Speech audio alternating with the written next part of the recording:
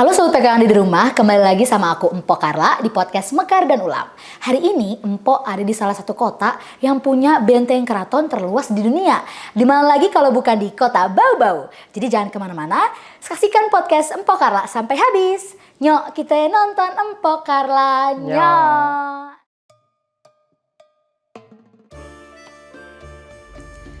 Tamu Empo yang satu ini adalah putra terbaik asal tanah Sulawesi yang mengabdikan dirinya selama lebih dari 15 tahun di Permodalan Nasional Madani. Bapak Akbar, pimpinan cabang PNM Bau-Bau. Bagi Bapak Akbar, PNM bukan hanya tempat meniti karir, namun ada banyak kebermanfaatan yang bisa beliau rasakan. Seperti mengelola banyak nasabah yang naik ekonominya dari prasejahtera menuju keberkecukupan hingga memiliki nasabah unggulan yang produknya bisa tersebar ke tingkat nasional. Inilah obrolan eksklusif Empo bersama pimpinan cabang PNM Bau-Bau.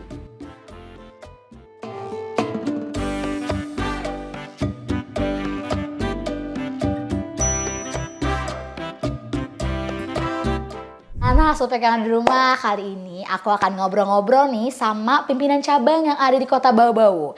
Siapa lagi kalau bukan Bapak Akbar. Halo Pak. Selamat pagi. Selamat pagi, gimana kabarnya Bapak hari ini? Alhamdulillah sehat. Sehat. Deg-degan gak nih kita mau ngobrol hari ini? Oh, biasa aja lah, saya surprise sebenarnya. Surprise, kenapa tuh Pak surprise-nya? Surprise-nya ya kan untuk pertama kalinya baru di podcast ini. Oh, baru di podcast ini. Oh, kirain sebelumnya artis TVRI gitu enggak iya, ya? Bu, iya. Oh, saya dulu levelnya level daerah aja. Oh, level daerah. Nah, hari ini Sobat Pegangan di rumah, kita mau ngobrol-ngobrol nih ya sama Pak Akbar terkait dengan cabang Bau-Bau itu apa sih ya? Maksudnya keunikannya. Terus gimana cara Bapak Akbar untuk memimpin cabang Bau-Bau dan juga kisah-kisah perjuangan nih dari Bapak Akbar. Nah, mungkin sebelum kita mulai, aku tadi udah tanya tentang kabar Bapak ya. Mungkin sekarang aku mau tanya soal cabang Bau-Bau itu kabarnya kayak gimana sih Pak? Alhamdulillah ya. Kalau cabang Bau-Bau saat ini dalam kondisi baik ya. Baik dari sisi bisnis ya, pertumbuhannya tetap tumbuh sesuai dengan yang ditargetkan oleh manajemen. Dari sisi kualitas pembiayaan juga alhamdulillah tetap terjaga dengan baik sesuai dengan target yang diberikan oleh manajemen. Mungkin itu. Oke, alhamdulillah ya. Berarti lagi mantep banget nih ya cabang Bau-Bau hari ini dan kali ini. Nah, mungkin sebelum kita masuk nih Pak ke tentang cabang Bau-Bau ini, aku mungkin mau ngobrol dulu tentang Bapak deh ya gitu. Oke, boleh. Nah, Bapak ini tuh mungkin boleh ceritain nih ke Sobat Pegangan di rumah. Bapak itu awalnya gimana sih Pak meniti karirnya gitu? Di PNM ya? Di PNM dan sebelum di PNM awalnya Pak? Di PNM saat ini saya sudah berkarir jalan 15 tahun ya. Wow. Sudah jalan 15 tahun. Di PNM aja? Iya, di PNM. Sebelumnya saya berkarir bekerja di perbankan ya. Salah satu bank swasta. Tahun 2008 akhir atau tepatnya 2009 awal bergabung di PNM. Saya masuk waktu itu program ULAM ya, Unit Layanan Modal Mikro, di launching, dibuka di Makassar. Nah, disitulah saya mulai bergabung di PNM. Awal ULAM buka tuh? Awal ULAM buka. Untuk posisi, jadi starting saya berkarir juga sebenarnya posisinya dari bawah malah ya. Saya posisi itu awal itu di posisi supporting ya. Supporting atau kurang lebih administrasi kredit lah ya sekarang. Terus naik itu setelah itu ke marketing ya, masuk ke bisnis ya. Di bisnis punya kinerja yang cukup bagus ya. Terus dipromosi lagi menjadi analis kredit ya. Dulu itu namanya loan officer. Loan officer. Sekian bulan loan officer. Terus sempat juga menjadi analis reviewer ya di kantor cabang. Selanjutnya dipromosi jadi kepala kantor unit. Waktu itu kepala kantor unit. Berikutnya menjadi manajer remedial cabang. Terus bergeser lagi menjadi manajer bisnis ulam ya NBU di cabang dan sampai hari ini menjadi pemimpin cabang. Alhamdulillah. Cabang gitu ya. Berarti aslinya Bapak Makassar nih? Makassar, aslinya Makassar. Orang Makassar gitu ya. Nah, tadi kan Bapak kerja di bank swasta juga, habis itu baru ke PNM. Nah, berarti background kuliahnya Bapak, jurusannya dulu? Saya dulu memang background kuliah itu sarjana ekonomi. Jadi selinier ya, masuk ya Pak. Soalnya biasa banyak banget nih pimpinan cabang ya di berbagai kota.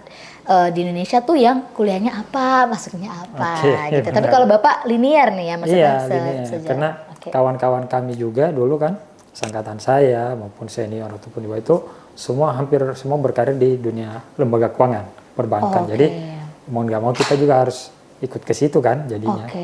Ya sudah sekarang sudah sampai sekarang. Di sini gitu ya Pak ya. Tapi Bapak dulu pas abis lulus kuliah pernah nggak Pak coba di kerjaan di bagian lain atau langsung di keuangan? Langsung semua di lembaga keuangan. Oh, berarti dari dulu sampai sekarang ngurusin uang ya. Gitu. Pernah tertarik pengen coba yang lain nggak Pak? Untuk sampai saat ini belum pernah sih. Artinya mungkin ini apa ya? Bekerja itu kan bicara passion ya.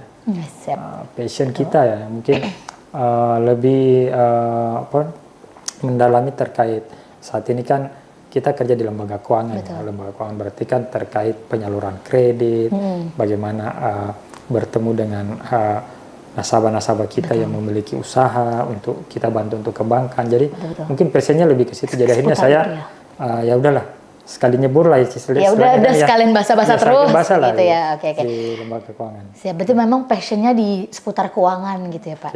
Oke, baik.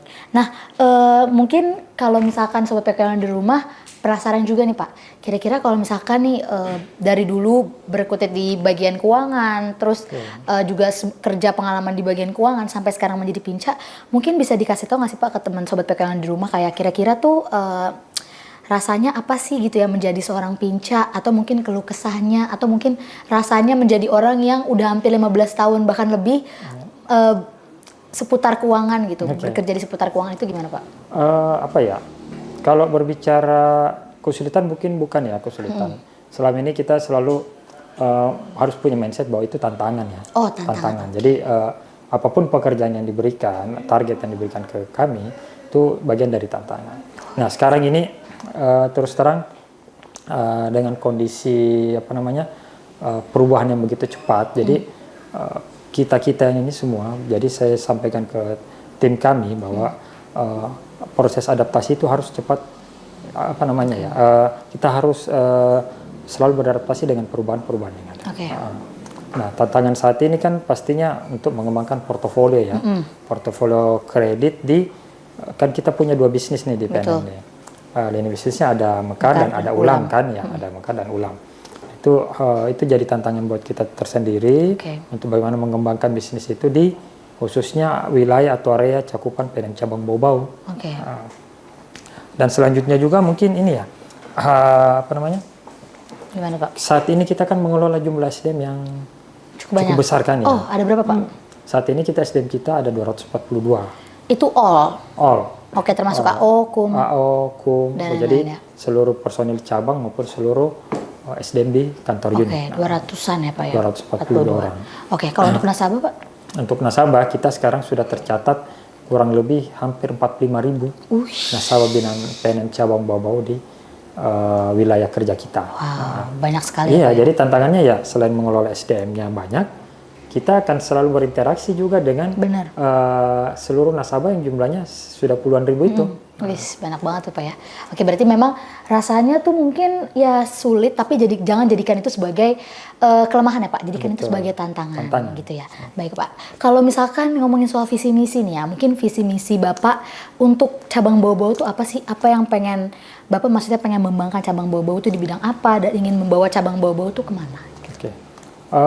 Kalau visi ya mungkin ini lebih ke visi pribadi saya mungkin ya untuk saat ini. Kalau visi PNM cabang Bau-Bau kan pasti sesuai dengan visi misi perusahaan. Visi pribadi saya kurang lebih seperti ingin memberi manfaat yang besar untuk orang lain ya. Nah, itu jadi itu yang coba juga saya implementasikan supaya teman-teman di seluruh karyawan PNM cabang Bau-Bau itu bisa memberi manfaat besar untuk orang lain ya. Jadi kan konteksnya bisa saja tidak hanya untuk pekerjaan, konteksnya di kehidupan sosial sehari-hari, di kehidupan keluarga. Semoga itu bisa menjadi amal jariah juga buat kita kan. Betul Pak. Jadi nggak cuma memberikan manfaat ke ibu nasabah, tapi juga memberikan manfaat ke orang sekitar mereka, ke keluarga gitu ya Pak. Memberikan manfaat untuk orang lain ya, itu visi utama Bapak. Lalu misi apa sih Pak yang Bapak lakukan biar teman-teman tuh bisa melakukan visi itu gitu? isinya? Ya, saya selalu menekankan bahwa teman-teman kita harus bekerja lebih baik dibanding hari yang kemarin. Oh, oke, asik. Bekerja lebih baik dari hari yang kemarin karena itu mungkin apa ya, filosofi lah ya. Betul. Filosofi buat kita semua. Jadi sama dengan yang tadi bahwa hal seperti itu bukan hanya untuk kepentingan kita di dunia kerja, pasti akan ada bersinggungan dengan kepentingan kita di kehidupan sosial yang lain. Betul. Jadi mudah-mudahan dengan dia bisa bekerja lebih baik dari hari kemarin, artinya manfaat-manfaat itu akan lebih bertambah terus untuk ke pekerjaan, ke keluarga, ke lingkungan sosial dan semuanya. Oke, jadi itu unik banget sih Pak. Baru aku dengar juga kerja harus lebih baik dari yang kemarin gitu ya. Jadi kalau misalkan kemarin mungkin kita melakukan kesalahan atau apa, jangan sampai kita mengulangi lagi gitu ya Pak. Kalau bisa lebih baik lagi kinerjanya dari yang kemarin. Dan menurut aku itu adalah hal yang lumayan sulit untuk diterapkan Pak. Karena justru kan orang setiap harinya mungkin makin bosen, makin capek gitu ya. Jadi itu adalah satu tantangan yang harus dijadikan sebagai acuan diri gitu ya Pak. Nah oke, tadi kita udah ngomongin visi misi juga yang jarang aku denger nih Pak dari banyakan orang gitu ya. Dan bagus juga nih untuk sobat PK yang di rumah untuk jadikan hal itu juga sebagai visi dan misi diri kalian masing-masing gitu. Nah lalu tadi kita udah ngomongin visi dan misi, lalu strategi apa sih Pak yang ingin Bapak buat atau Bapak terapkan agar cabang bau-bau ini tuh semakin maju gitu dari yang sekarang? Ya, kalau sekarang ya konsentrasi kita sebenarnya untuk pengembangan ini kapasitas SDM, penguatan kapasitas SDM. Jadi sesuai dengan program kerja dari kantor pusat bahwa pelatihan terhadap seluruh karyawan di semua posisi itu harus rutin kita lakukan kan setiap tahunnya. Karena saya bersyukur bahwa ternyata keinginan kami juga itu disambut dengan baik dari program seiring dengan program dari kantor pusat. Jadi untuk cabang bau saat ini adalah kita ingin melakukan penguatan SDM dulu, penguatan SDM agar output atau hasil kerjanya itu bisa pastinya akan bagus, lebih baik dari hari sebelumnya kan.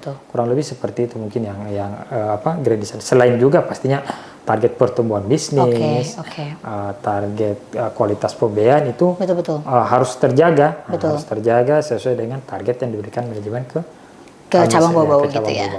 Benar sih Pak, kalau misalkan kita udah memperkuat SDM-nya sendiri, pasti akan kemana-mana gitu dampak baiknya. Benar-benar. Nah biasa Bapak melakukan apa Pak untuk memperkuat daya SDM ini di cabang bau-bau? Dari SDM biasanya banyak program ya, selain dari tadi yang saya sampaikan. Ada program-program pelatihan dari kantor pusat. Kita juga sering melakukan knowledge sharing ya. Knowledge sharing dari tiap-tiap bagian ya, rutin itu biasanya 1 bulan sekali atau 2 bulan sekali.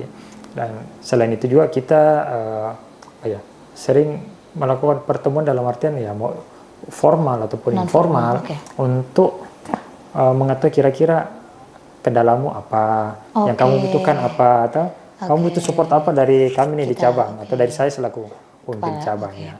Semakin kita lebih cepat mengenali persoalan yang ada di bawah, berarti solusinya akan cepat kita dapatkan. Benar Pak, kita sebagai pemimpin tuh memang harus gimana ya, karena kita juga kerja bareng mereka gitu ya Pak. Mereka juga ikut kerja bareng, justru mungkin mereka yang akan lebih merangkul yang di bawah-bawahnya lagi gitu. Jadi kitanya juga yang harus tahu gitu dari akarnya apa. Sebagai pemimpin kita kan punya kepentingan yang besar buat teman-teman kita, tim kita kan. Kita punya kepentingan besar bahwa karena mereka yang akan menjadi mesin penggerak kita untuk mencapai apa yang diinginkan visi dan misi tadi gitu ya Pak. Menjalankan visi dan misi perusahaan. Betul. Iya benar sekali sih Pak. Maksudnya kita sebagai pemimpin ya memang harus down to earth gitu ya, harus ngobrol, harus bahkan menurut aku kegiatan-kegiatan kayak yang informal pun juga bisa sangat membangun solidaritas antar karyawan di cabang gitu ya Pak ya. Kalau di sini ada nggak Pak kayak biasanya teman-teman? Biasanya kita ada kegiatan olahraga bareng juga. Kadang ada zumba, terus ya kalau di cabang sih biasanya tenis meja atau main bulu tangkis teman-teman ya. Undang yang dari luar-luar karena kantor unit yang di luar yang kebetulan juga pada saat weekend mungkin ada ke bau-bau ya sudah kita panggil bareng-bareng ini yuk mainnya. Ada zumba juga tuh Pak? Zumba ada. Bapak ikut nggak biasanya? Iya ikut dong. Ikut zumba juga? Ikut zumba. Asik banget ya, jadi memang dari visi, misi, strategi yang Bapak berikan itu semuanya sangat berkorelasi satu sama lain ya Pak, saling- langsung saling nyam, berkaitan sangat satu benar sama lain. sangat berkaitan banget gitu. Nah Pak, jadi tadi kan kita udah bahas soal visi, misi, strategi dan lain-lain Pak. Nah mungkin sekarang aku mau tanya nih, kira-kira di cabang Bau-Bau ini pembedanya apa sih Pak dengan cabang PNM yang ada di seluruh Indonesia? Oke. Kalau bicara beda ya dengan cabang lain, saya pikir relatif sama saja ya. Sama saja, oke. Karena kita kan apa namanya ya, sebuah perusahaan ya, pasti kan ada Mirip-mirip aturan-aturan lah. ya, Betul, semua betul. sama. SOP-nya. Cuman mungkin pembeda dalam hal budaya ya, budaya. Oke. Karena satu, kita berada di lingkungan budaya yang berbeda ya. Betul. Di sini di Bau-Bau, sekaligus juga dengan budaya karyawannya atau orang-orangnya. Betul, betul. Di sini yang saya lihat orangnya ramah-ramah. Itu ya satu yang pasti. Oh, Ramah-ramah ya, ramah-ramah. ramah-ramah dan Oke. baik. Mungkin Mbak kalau sebentar lagi keluar kemana makan atau ke tempat wisata, bisa rasakan sendiri keramahan orang di Oke. Bau-Bau ini. Oke, berarti habis ini saya harus wisata ya Pak ya Oke. berarti. Oke, berarti itu pembedaannya ya. Kalau misalkan secara garis besar sebenarnya sama karena kan memang perusahaan punya SOP-nya Iya. gitu ya. Tapi memang orangnya berarti ramah-ramah gitu Iya. ya. Oke. Kalau misalkan dari soal kayak misalkan kebiasaan cabang, misalkan melaksanakan acara apa gitu, kira-kira ada nggak Pak? Iya. Oke, beda nih cabang Bau-Bau sama yang lain gitu Oh, acaranya. oke. Apa sama aja rata-rata Pak biasanya?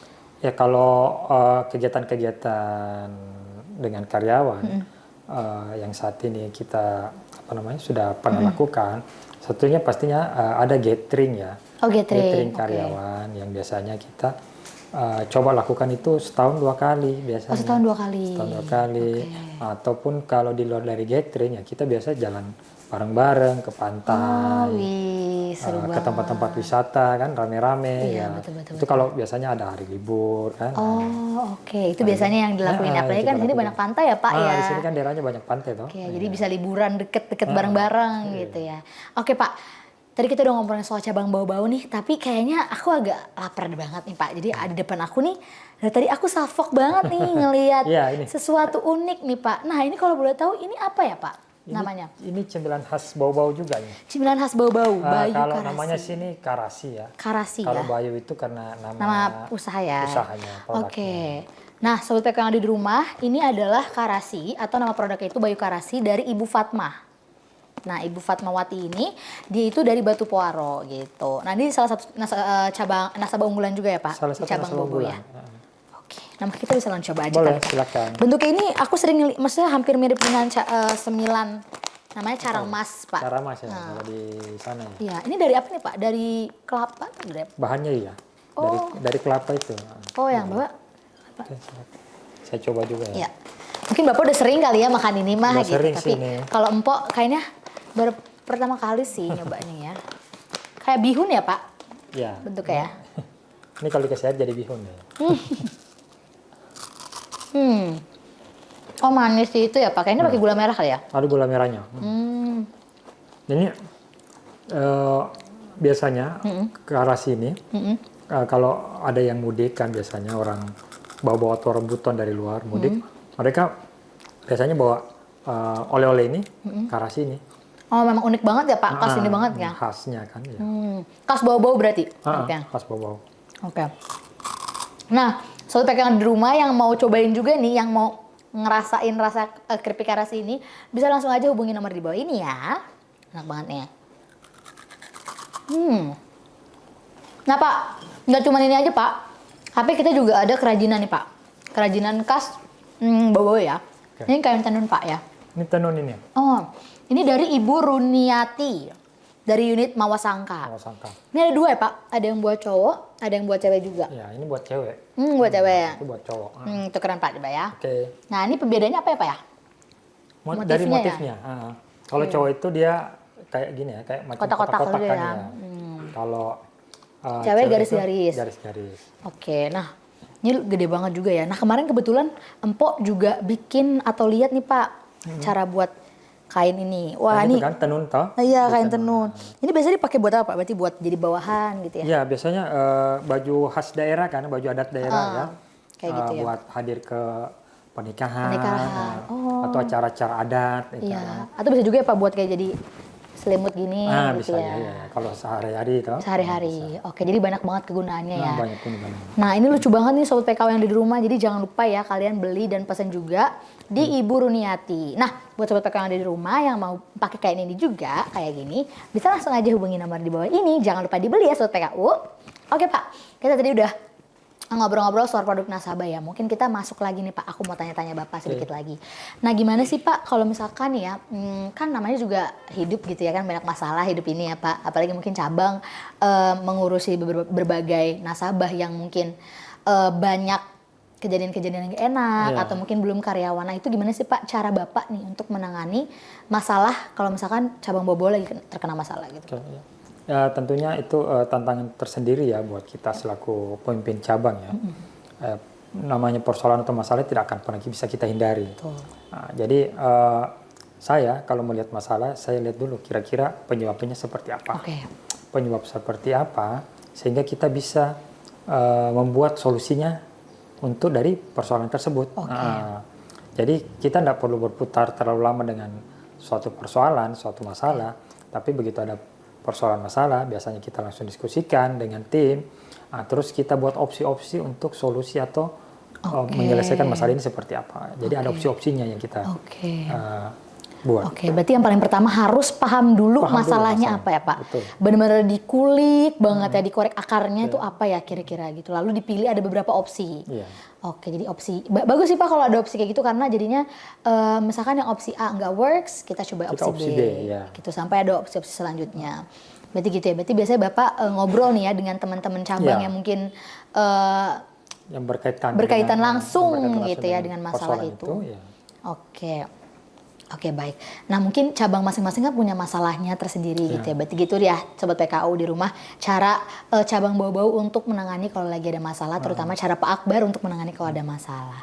Oke, tadi aku udah tanya juga ya soal hal yang unik dari cabang bau-bau. Dan juga tadi Bapak udah sempat sebutin karakter unik yaitu keramahan dari orang bau. Ada nggak Pak karakter unik yang mungkin Bapak kan udah dari Makassar ya? Terus Bapak ke bau-bau, karakternya beda banget tuh walaupun masih sama-sama Sulawesi. Apa tuh Pak kira-kira? Apa ya, rata-rata kalau di Sulawesi hampir semua punya budaya yang sama.